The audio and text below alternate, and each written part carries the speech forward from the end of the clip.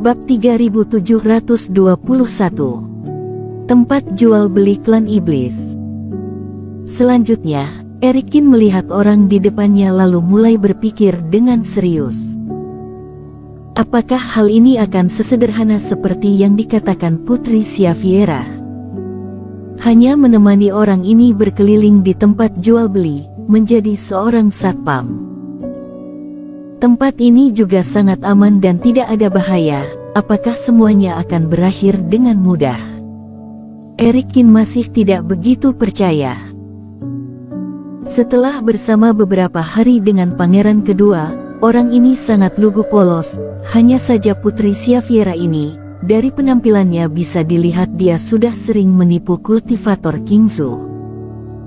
Dia adalah orang yang pintar dan memiliki pemikiran mandiri. Akan tetapi, dia menebak jelas gerbang kehidupannya, lalu juga tidak mengajukan permintaan yang keterlaluan. Hal ini juga tidak mudah untuk menolaknya. Baiklah, aku akan menemanimu, tapi kalau terjadi sesuatu di perjalanan, kamu harus mendengar perintahku. Selain itu, masalah sebelumnya anggap saja berlalu. Kamu harus bersumpah tidak akan mengungkitnya lagi dengan darah leluhur. Erikin menganggukkan kepalanya. Sebelum rapat terbesar menyelesaikan masalah Putri Xaviera juga hal yang baik. Apabila dia berbohong, nanti Erikin hanya bisa mengingkari janji saja. Selain itu, berkeliling di tempat jual beli klan iblis juga tidak rugi. Mana tahu bisa menemukan benda pusaka. Pastinya akan ada darah iblis yang murni untuk bahan makanan Sky Eater. Sepanjang jalan, dia sudah banyak menguras tenaga. Benda itu pasti ada banyak di sana. Baik. Melihat Erikin menyetujuinya, Putri Xaviera langsung tersenyum dan bersumpah. Dalam hatinya merasa bahagia.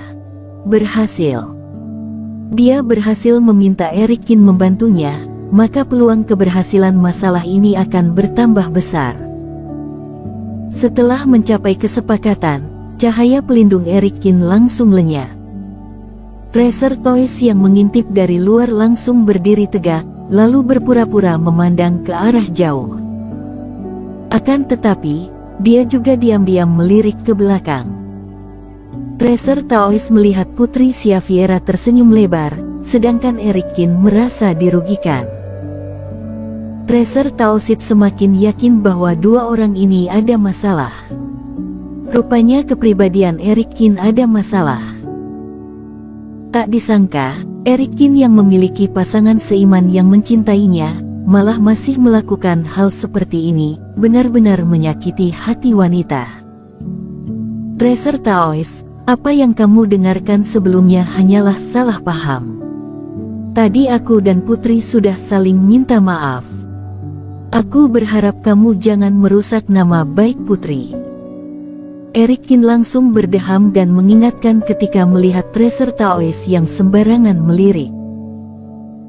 Meski orang ini bukan orang yang suka bergosip, lebih baik juga mengingatkannya, daripada terjadi sesuatu yang tidak diinginkan. Apa maksud Kak Erik? Tadi aku sedang melamun, tidak mendengarkan apa-apa, ujar Tracer Toys sambil tersenyum. Baiklah kalau begitu. Erikin memutar bola matanya ke atas, lalu berpikir alasan yang tidak masuk akal sekali. Tadi aku melihat kupingmu sudah berdiri begitu tinggi, masih berpura-pura. Tracer Toys, kamu lihat bangunan itu, nanti akan terjadi pelelangan di sana, milik klan iblis. Apa kamu tertarik pergi ke sana?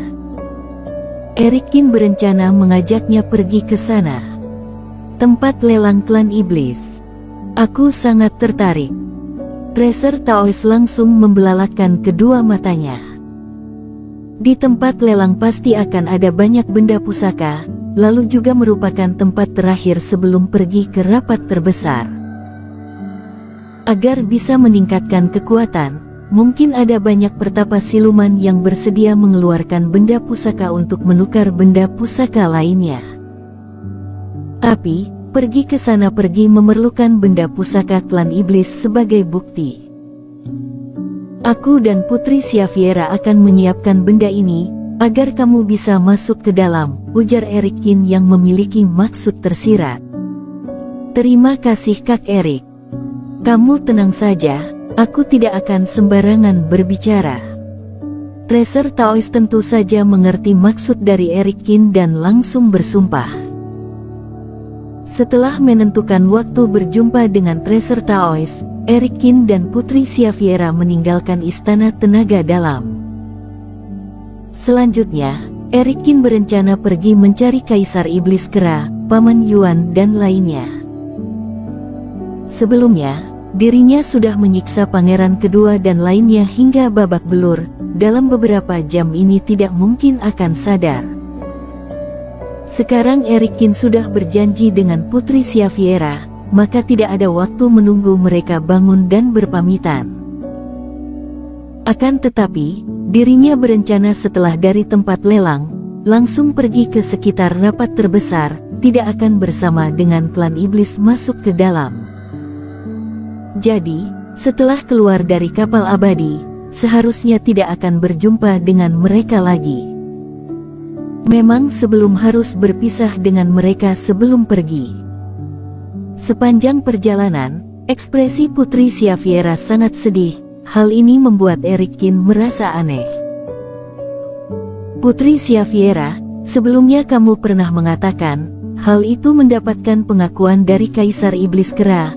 Apakah kamu diam-diam kabur keluar? Ujar Erikin sambil mengerutkan kening.